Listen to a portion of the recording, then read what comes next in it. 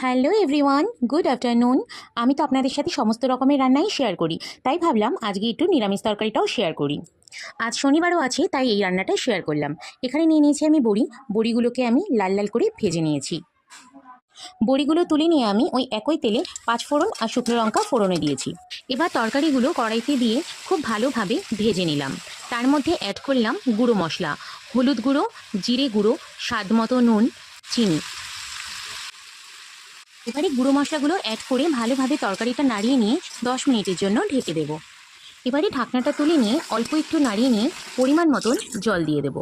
তারপরে ওপর থেকে ভেজে রাখা বড়িগুলো অ্যাড করে দেবো।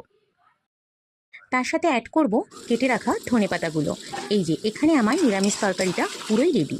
তোমাদের কার কার ভালো লাগে এমন নিরামিষ তরকারি? আমার খুব একটা ভালো না লাগলেও আমার শাশুড়ি আর মায়ের খুব প্রিয়। যদি আমার এই রেসিপিটা তোমাদের ভালো লেগে থাকে তাহলে একটা লাইক, কমেন্ট আর শেয়ার করো।